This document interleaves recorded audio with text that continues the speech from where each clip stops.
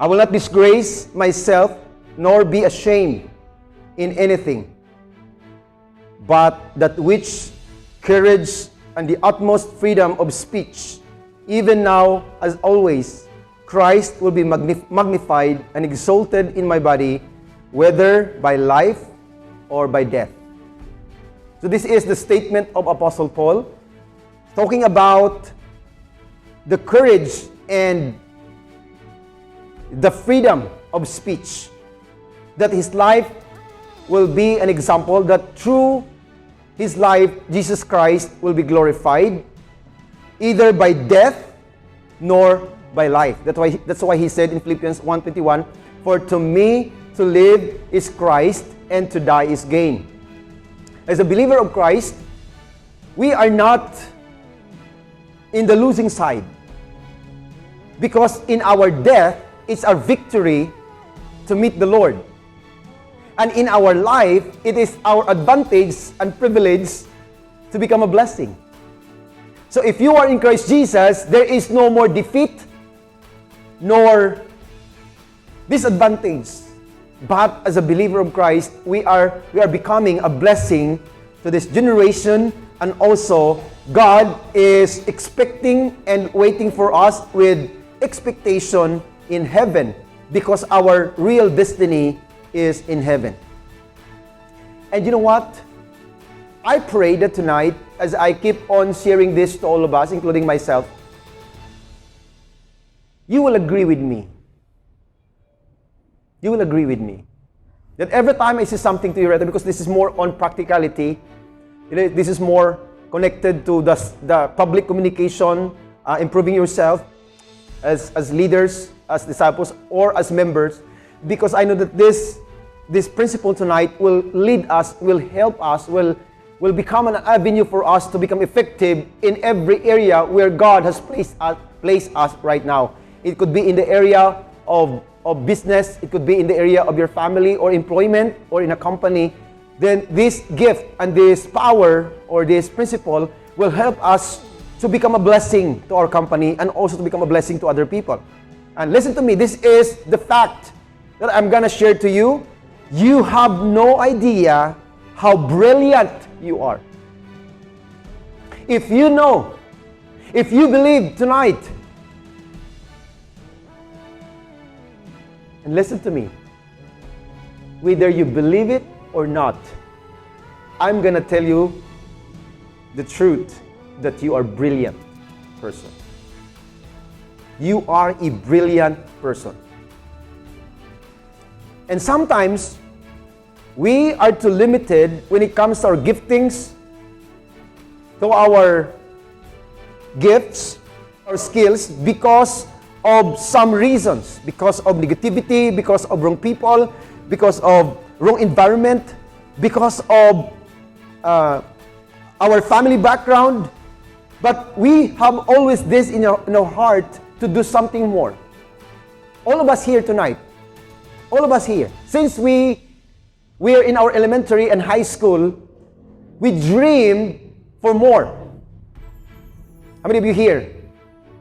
There was a time that you told your mom or your parents and even your closest friend and said, you know what, this is my dream, that when I grow up, I'm gonna be a doctor. When I grow up, I'm gonna be a businessman. When I grow up, I will just go to this place. And sometimes those things, up until now, forgot all the things that we said before because of lots of hindrances along the way of our life. And this is the thing. For us to experience the innate hunger to build, create, and do something and try, and the ability to make things happen in light of knowing how to get there, but operate with the general principle that actions breed results. Should I say hustle? For us, that's in our mindset, our skills, in our DNA, because we came from God, right? All of us here came from God. We were born champions. So don't say that you have no capacity. Don't say that you cannot speak. You are the great communicator. Don't say that you have no words to say. You are too limited because of reasons.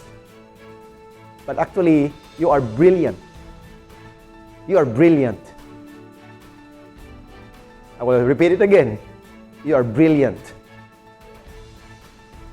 And the hindrance to hustle, the hindrance to make things happen, to make things great, and to create for something more, that reason is lack of courage. Meaning, if you don't practice, if you have no courage in this life, even though that you are visionary, you are skillful, you know how to speak, you have something to give, if there is no courage. I like it in Tagalog. Malakas ang loob.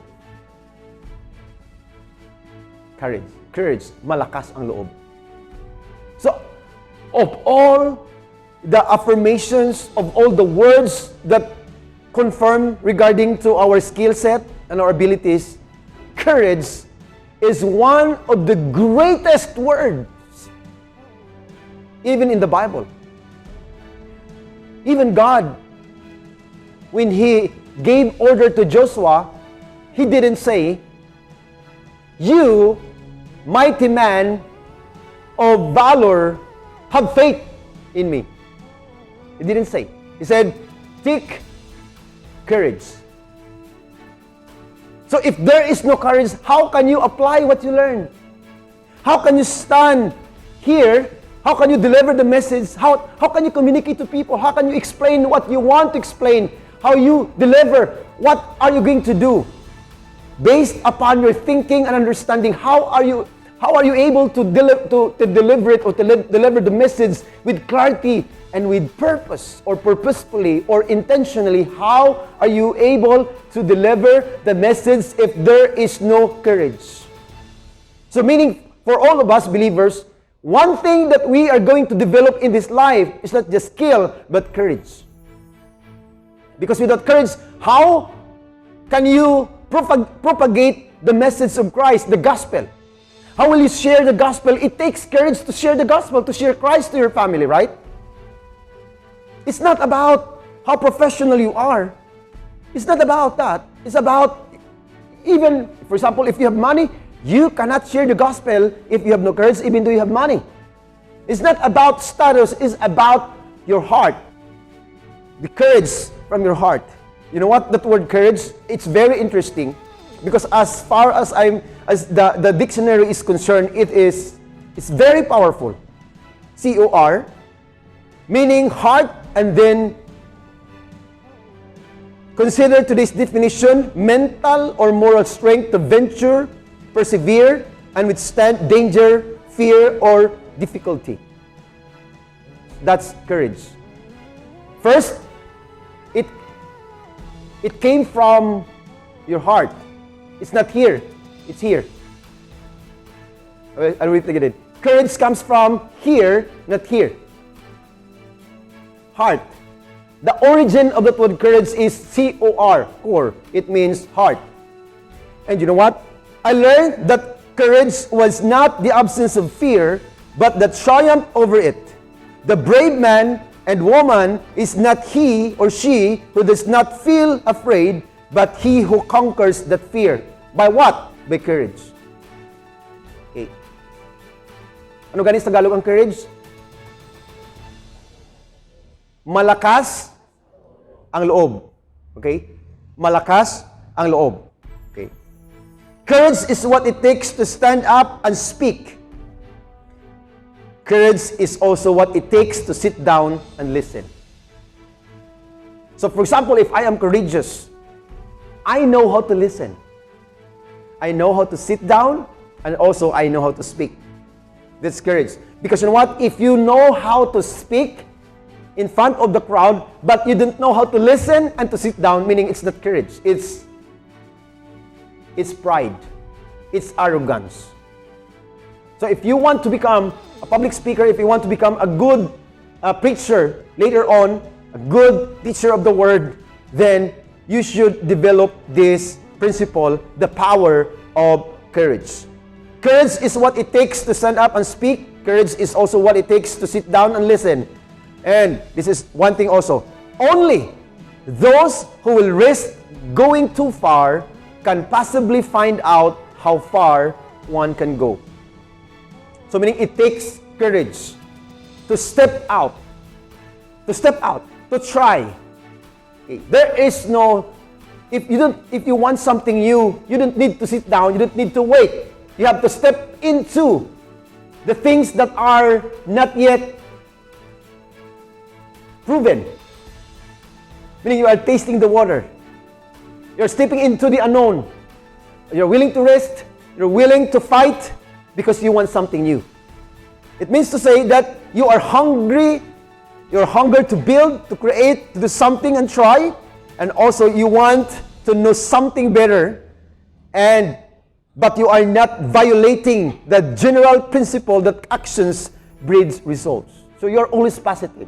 You are not just making or doing things for the sake of doing things, but you know what to do and you know how to do it.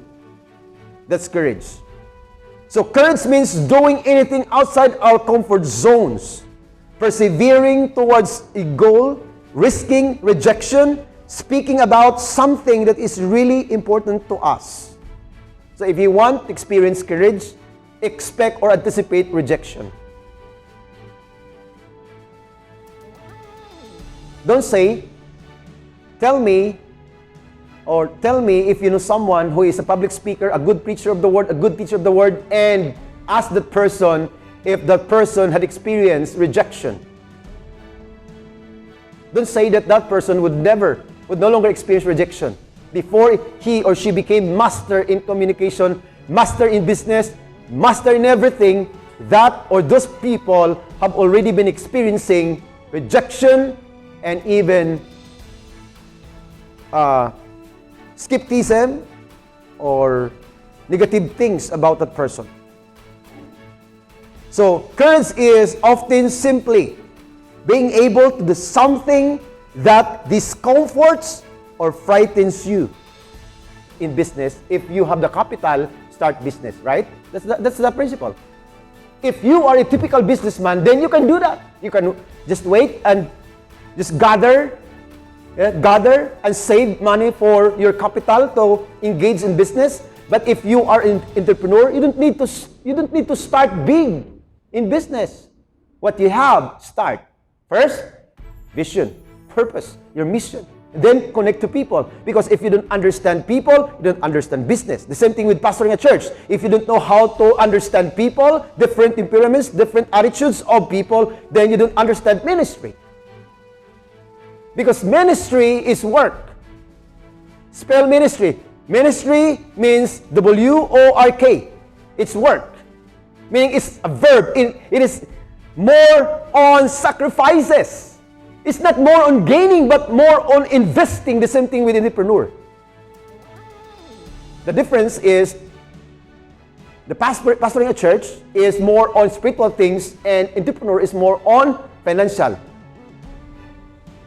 Are you getting this? Having strength in the face of grief or pain. And that's why what separates a leader and a loser? The loser doesn't want to step out into the unknown. The loser is afraid to make mistakes. But the leader is no longer afraid to make mistakes because for him, it's a challenge.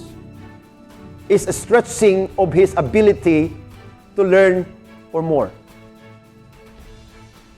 So if you are a person, if you're afraid of trying, how will you grow? You will not grow in this life if you don't know how to experience failure. Failure in public speaking, failure in announcement. Don't expect that when you stand on the pulpit and do announcements and also exhort tithes and offerings, don't say that you master it already, or doing worship. You cannot master everything, but you keep on practicing. You keep on demonstrating your courage with the grace of God. Now, I'm just adding that, the grace of God, because maging typical kita, di ba? No, what I'm trying to say right now is every time we do something, there must be the grace. There should be the grace of God. But courage is all we need in this life. Why is it that many members in the church are not yet participating? Not because they don't know. Not because that they don't know how to communicate or they don't know how to preach, because they have no courage. They have no courage to speak, to participate, to sing, to play. But that's why it takes boldness, it takes faith and grace to step, okay, to get out from your comfort zone. Honestly, how many of you here, you are seeing yourself years from now that you will be speaking to the crowd? Please raise your right hand. Most of us, very good. Very good. So, take courage. Meaning, if it is an opportunity to learn and practice, and learn and practice. Learn and practice. Learn and practice. Learn, wherever you go, learn and practice. Okay, the principle is this. What is my principle? Everyday, daily principle? When it comes to practice? I am articulating every single syllable. 50 times in the morning, 50 times in the noon, 50 times before you sleep, 150 every day. I am articulating every single syllable so that you can articulate the words and the pronunciation. It's very effective. 50 in the morning, noon 50, 50 in the evening. Additional. You can make it to 100. It's up to you. If you want to experience hustle, if you want to make it so fast, because it's a process, it's a practice. You can do that. But it takes courage. Courage is a powerful word. You can see why when you look back to its original meaning. And here are the benefits of courage. My benefits, Sugali. Are you excited for the benefits? Woo. Being courageous in the midst of fear can build your self-confidence. This is it right now. Now, maybe for some or most of you would say, "Wow, Pastor Roger has no fear anymore." Why is it that Pastor Roger can articulate, can preach with boldness, with confidence, with joy, with excitement, dynamic, vibrant? Why is it that Pastor Roger, when it comes to public speaking, when it comes to preaching, he has that self-confidence?